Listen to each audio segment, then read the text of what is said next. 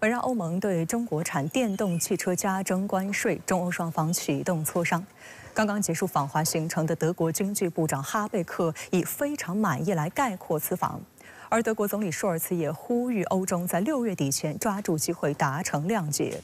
值得注意的是，继美欧之后，加拿大也突然跳出来参与针对中国电动汽车围堵。来看报道。本月21号至23号，德国副总理兼经济和气候保护部长哈贝克率团先后访问了北京、上海和杭州。目前，正当舆论对中欧贸易摩擦是否会升级为贸易战担忧之时，哈贝克此次访华也备受关注。22号，中欧双方商定就欧盟对华电动汽车反补贴调查案启动磋商。有德国媒体认为，中欧宣布展开关税争端谈判，对哈贝克而言是一个巨大成功。据德国新闻电视台23号报道，哈贝克在结束中国之行时以非常满意来概括此次访问。他还表示，如果因欧盟提高关税而引发欧中贸易战，所有人都将是输家。另据德新社报道，截至当地时间24号中午，欧洲汽车板块整体上涨1.4%，而在德国 DAX 指数中，宝马、保时捷、大众和奔驰等德国汽车制造商的涨幅位居前列，达1.38%至2.73%。那么这将给中欧双方呢就电动汽车贸易涉及的相关问题呢进行理性的、坦诚的这样一个对话呢提供了机遇，有助于呢防止这个问题所引发的双边关系的持续紧张。那么第二个成果呢是中德双方签署了中德工业减碳工作组的这样的一个联合声明，这表明呢中德双方呢将继续在绿色低碳领域加强合作。外界还注意到，德国总理舒尔茨24号在工业游说团体年度会议上发言时强调，德国政府希望通过谈判解决问题。他还呼吁，距离欧盟对华电动汽车加征关税生效还有一点时间，中国和欧盟应抓住机会达成谅解。有分析指出，分属不同党派的德国总理与副总理2个月内相继访华，而且接连发生，反映出德国政府希望努力避免最坏的局面出现。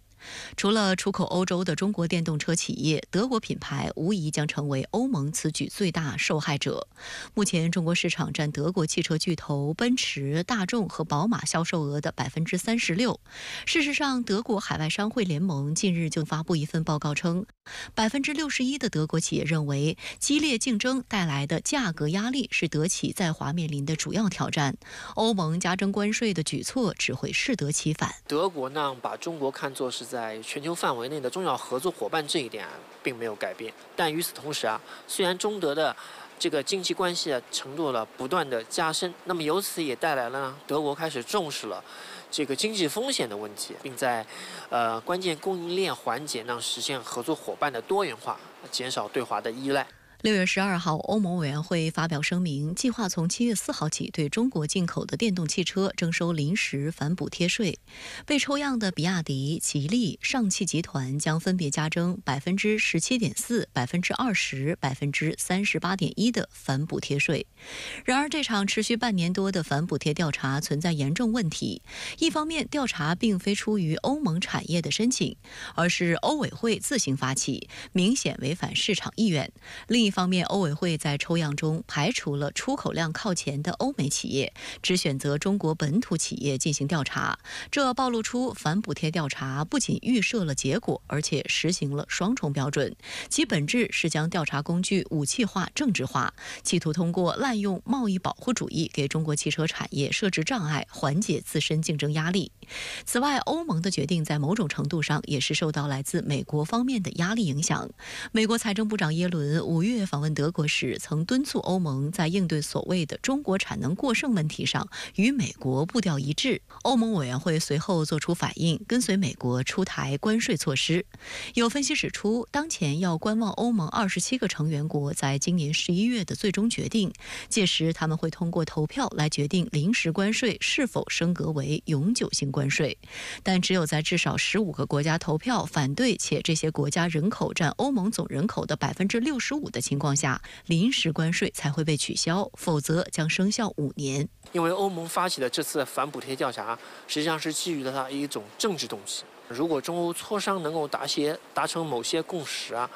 那么将问题呢置于世贸规则的框架下解决的话，那么就算不能够完全的和解，那么至少呢，它对中欧关系的负面影响也是比较小的。值得注意的是，继美国与欧盟之后，加拿大财政部突然于当地时间24号宣布，将从7月2号起就如何应对中国产电动汽车进口展开为期30天的政策咨询，以防止因加拿大贸易伙伴近期采取的行动而造成的贸易转移现象。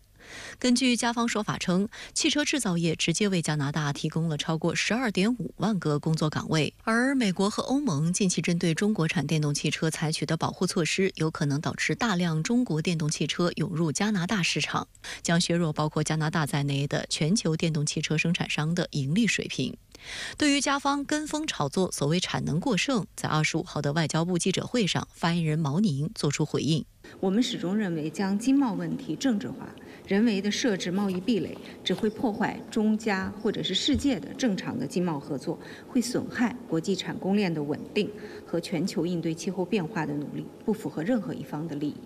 加拿大缺乏知名的自主汽车品牌，主要通过较低的能源价格和税率吸引美国和日本汽车品牌在当地建厂，生产的整车绝大部分通过与美国的自贸协定向美国出口。但分析认为，如果加拿大政府调整政策，受影响最大的或是从中国出口整车到加拿大的特斯拉。2023年，特斯拉证实开始从上海工厂向加拿大出口电动汽车，需要支付约6%的关税，但消费者可以从加拿大政府获得约合3663美元的补贴。为期3天的世界经济论坛第15届新领军者年会及夏季达沃斯论坛25号在大连开幕，吸引了来自近80个国家和地区的1600多名代表参会。国务院总理李强出席论坛开幕式并致辞。李强表示，中国加快发展新质生产力、新产业、新动能快速成长，有力支撑了中国经济持续健康发展，也为各国企业创造了更大合作空间。暌违5年后，夏季达沃斯2024年年会25日在大连正式启动。在3天的时间里，来自政界、商界、社会组织、国际组织和学术界的约1600名全球领袖齐聚于大连国际会议中心，共同推动合作伙伴关系和具有创新力和影响力的解决方案，助力全球经济恢复。今年的夏季达沃斯论坛依然保持着高规格，包括波兰总统杜达以及越南总理范明政等国际政要都出席了这次会议。值得注意的是，波兰总统昨天还在北京对华进行国事访问，今天便赶赴大连参加夏季达沃斯，这也体现了他对于这次盛会的重视。李强总理也在开幕全会发表特别致辞，表示愿与各国一道携手共进，扬帆远航，共同推进世界经济这艘巨轮驶向广阔蓝海。李强在致辞中表示，当前世界百年变局加速演进，全球经济发展面临重要关口。这次年会以未来增长的新前沿为主题，具有很强的现实针对性。我们要正视世界经济面临的增长困境，以更高远的视野、更宽广的胸襟来对待发展问题，把握新一轮科技革命和产业革命的重大机遇，在共同做大蛋糕中寻求自身合理利益，开辟经济增长新的动力源。这些年，我们持续推进高质量发展，加快发展新质生产力，培育壮大新动能。中国新产业的快速崛起，顺应了全球科技革命、绿色发展的大趋势。我们抓住科技革命和产业变革的有利时机，大力推进科技创新，鼓励我们企业在前沿领域率先布局，这既为中国经济发展增添了强劲的动力，也为各国企业创造了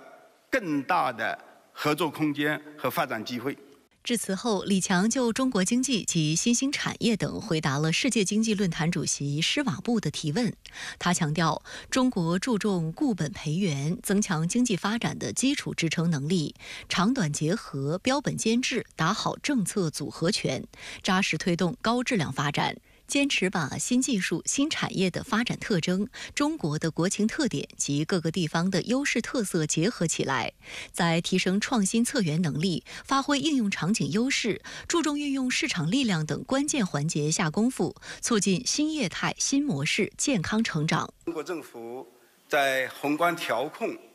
采取一些重大政策的时候，会更加强调长短结合、标本兼治，在多个目标任务当中，我们尽可能找到一个平衡点。我们说要有效地推进高质量的发展。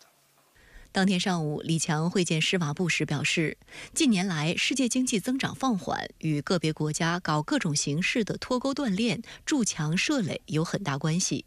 各国经济相通则共进，相避则各退。我们要坚持开放胸怀，深化互利合作，携手寻找经济增长的新前沿。施瓦布表示，在当前复杂的国际形势下，加强国际合作比以往任何时候都更加重要。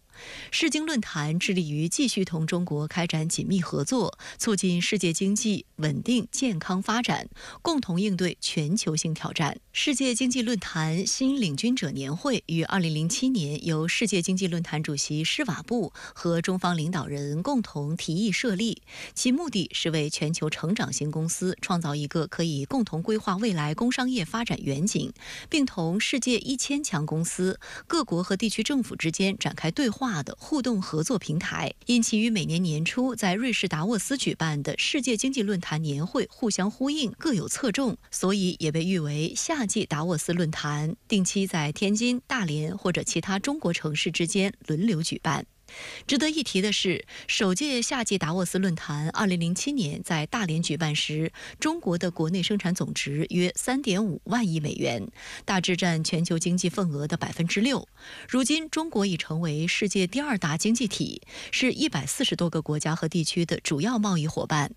2023年，国内生产总值逼近18万亿美元，全球占比超过17%。中国连续多年对世界经济增长贡献率超过30%，是世界经济稳定增长的重要引擎。夏季达沃斯也因此越发受到国际社会的关注。夏季达沃斯论坛召开之际，全球多地极端气候频发，这警示人类应尽快合力应对气候变化，以免造成更大的气候灾难。发展中国家尤其需要得到帮助。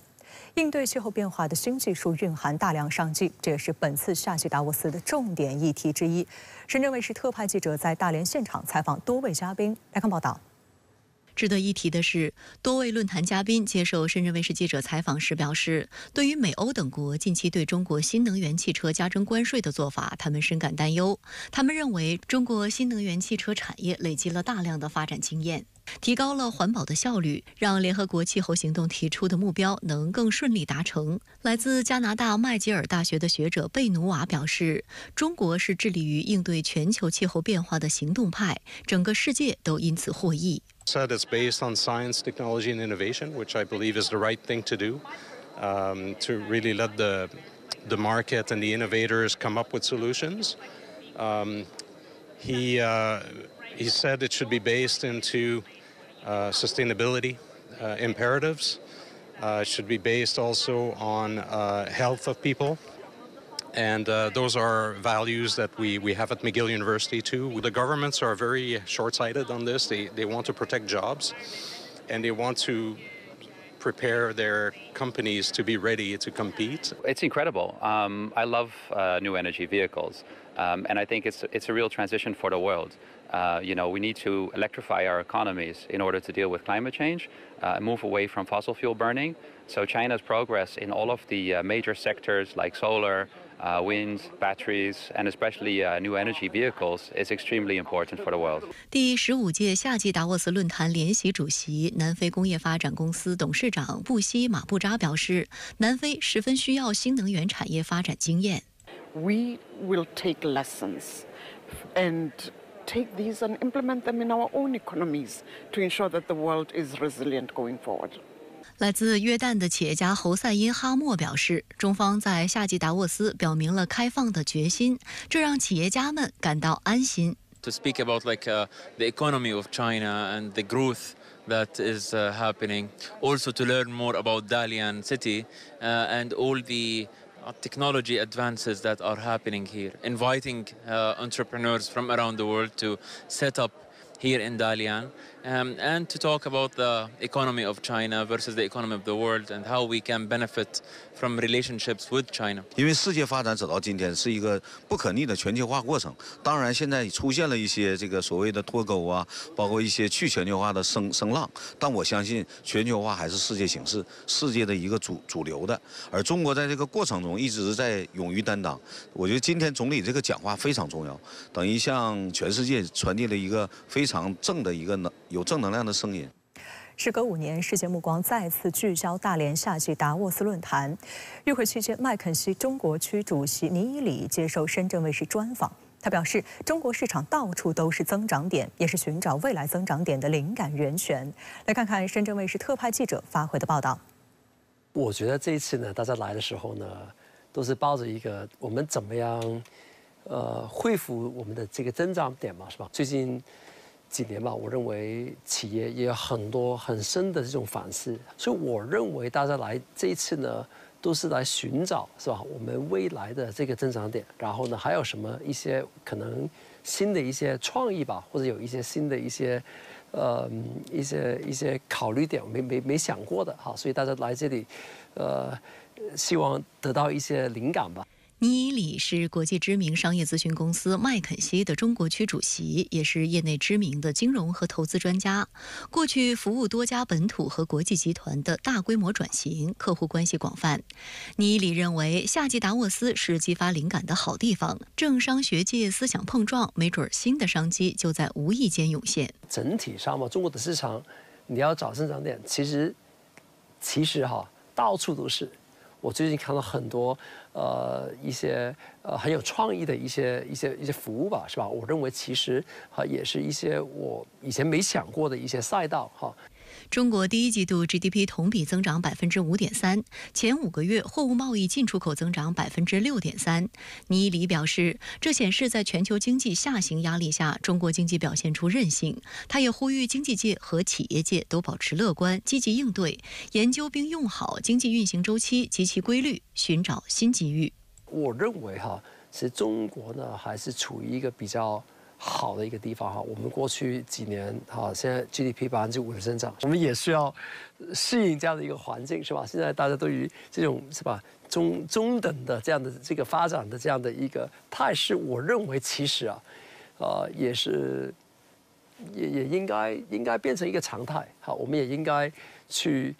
珍惜哈，现在我们未来10年这样的一个机会。尼伊里认为，对于大多数跨国公司而言，中国长期保持稳定增长的目标市场地位。他今年3月在北京参加中国发展高层论坛期间做了一个小调研，长期深耕中国市场企业高管都表示，现阶段中国业务占到其全球收入的15%至50%。但他也注意到了一些客户认为在中国做生意变难了。尼伊里认为，这主要是由于中国市场正在深度转型，企业过去20多年来积累的发展经验不再一招鲜吃遍天，也需要跟随中国市场一同转换发展思路，进入细分赛道。你如果要做这个市场，你可能的想法呢要更精准的哈。所以现在呢，对于国外的企业也好，对于国内的企业也好，我认为他们去经营这个市场好，或者去想这个市场的时候呢，我认为这种精准的方法跟科学，我看到很多啊。我觉得大家其实最近都在吐槽嘛，说我们什么消费降级啊，然后不愿意消费啊怎么样？但是如果你看很多细分市场的时候呢，大家在寻找什么东西呢？在找一些他可能去找一些他可能以前没有尝试过的一些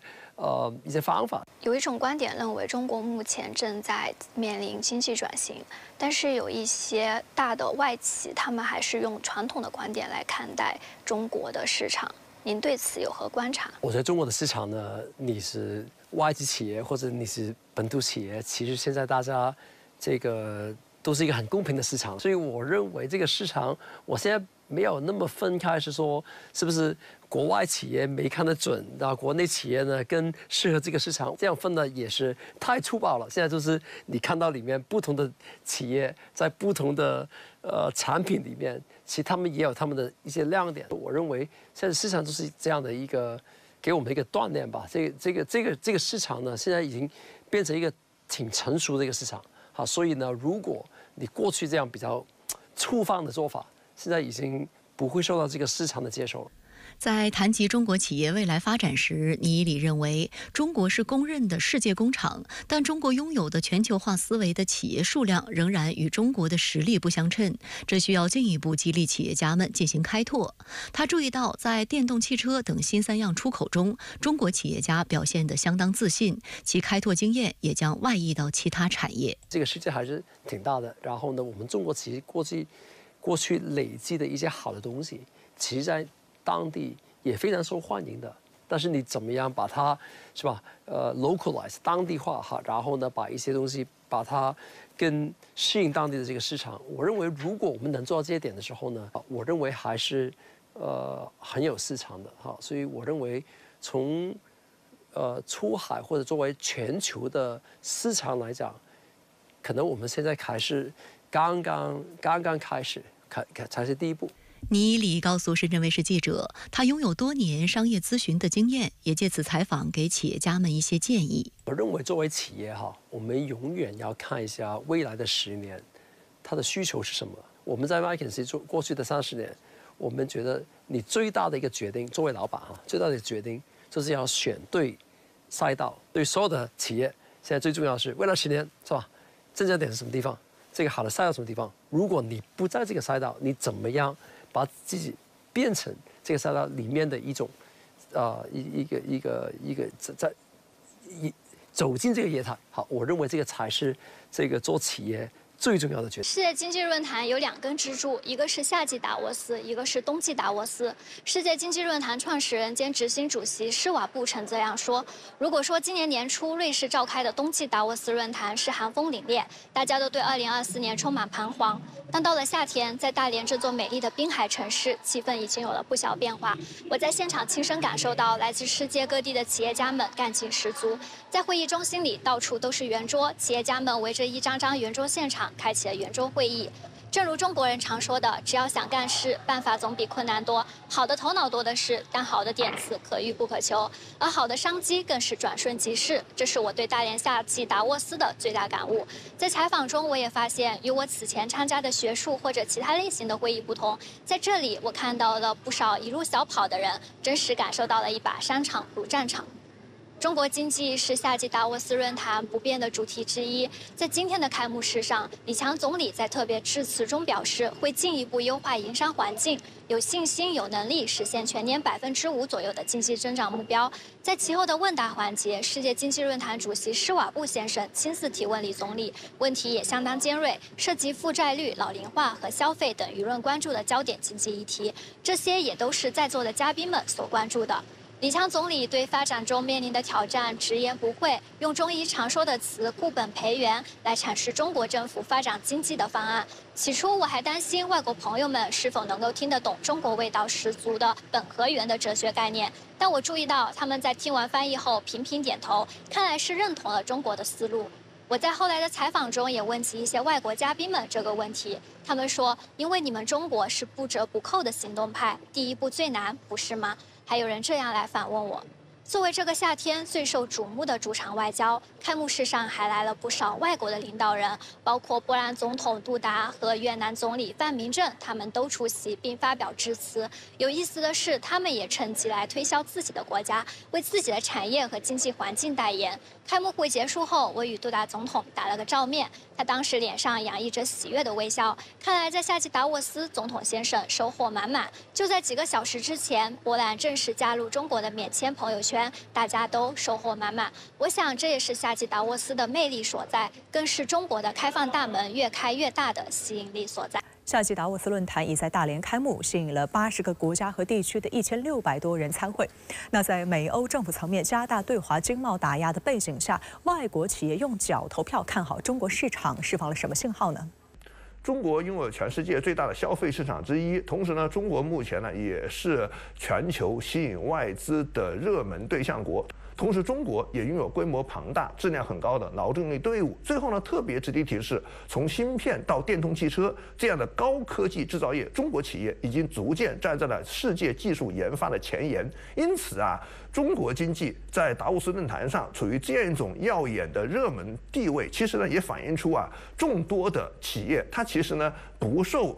各国政府的主观政策影响，更多的是基于市场经济规律，用脚投票。实际上，他们这种行为呢，充分表明中国无论作为贸易伙伴还是投资对象，都是目前各国企业青睐的目标。这一点其实通过各国企业在达沃斯论坛上的各种表现呢，可以充分的体现出来。所以说达沃斯论坛呢，其实呢也是各国经济的一个试金石，一个晴雨表。那么中国经济呢，实际上在达沃斯论坛这样一个重要的世界级经济平台上，已经得到了充分体现，那就是中国经济仍然在整个世界经济当中具有不可替代的重要地位。这一点呢，其实通过世界各国企业的这种表现呢，可以充分的得到印证。当地时间24号下午5点，维基解密网站创始人朱利安·阿桑奇离开被称为英国版的关塔纳摩的伦敦贝尔马市监狱。根据与美国司法部达成的协议，阿桑奇承认间谍罪，换取无需被引渡到美国服刑。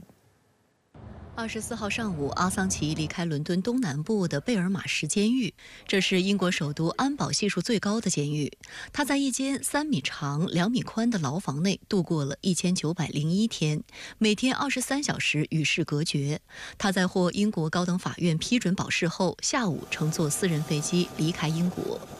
维基解密在社交平台上发布消息指，阿桑奇将很快与他的妻子以及孩子们重逢。这些孩子们只在监狱中见过他们的父亲。阿桑奇的妻子斯特拉，英国当地时间25号在社交平台上感谢所有为阿桑奇获释奔走呼吁的人。他日前还拍摄视频，感谢全球各地支持阿桑奇的人。12 years on, I'm visiting Julian in a high security prison.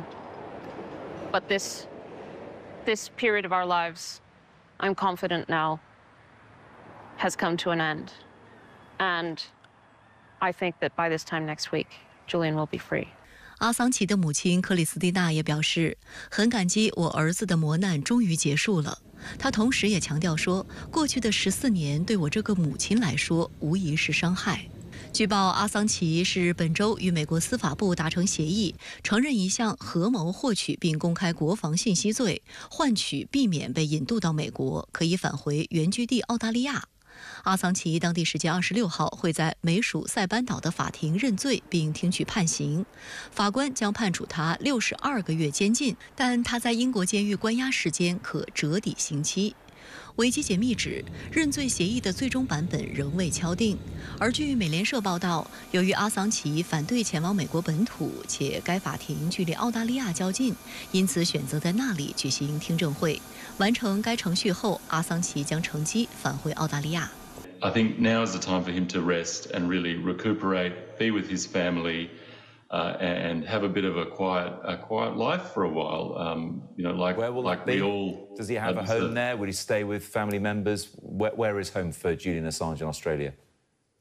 Hopefully somewhere quiet, out of the way, where he can go outside, feel the sun on his face, and be in the Australian bush or something like that, so that he can have a chance to really rest and recover. And spend some time with us, and it'd be just nice to enjoy a meal with him when he's back home in Australia. 奥总理阿尔巴尼斯24号对美国政府与阿桑奇达成微妙的认罪协议表达欢迎，说这起案件拖得太久了。About Mr. Assange's activities, the case has dragged on for too long. There's nothing to be gained by his continued incarceration, and we want him brought home to Australia. 在中国外交部25号的例行记者会上，发言人毛宁也被问到中方如何看待阿桑奇案的最新进展。我们注意到有关报道，对于这个具体的情况我不做评论，但是我想，维基解密披露的有关信息，让国际社会了解到了更多的事实和真相。维基解密自2010年以来曝光大约70万份美军机密文件和美国国务院外交电报，涉及美军在伊拉克和阿富汗犯下战争罪行，在古巴关塔纳摩海军基地监狱虐待在押人员，令美国政府颜面扫地。美国联邦检察官对阿桑奇提出18项指控，最重可判175年监禁。今年3月，英国最高法院裁定，美方需首先保证阿桑奇在美国的待遇，包括免受死刑等，否则不会立即引渡他到美国受审。考虑到英国大选将于下周举行，政权预计将发生更迭，或导致阿桑奇的引渡协议有变数，加上美国大选选情焦灼，阿桑奇最终和美国拜登政府达成妥协。德国《世界报》称，美国政府对公开其丑闻者进行报复，以及英国司法部门沦为帮凶。阿桑奇案表明，新闻自由和法治在西方已经过时。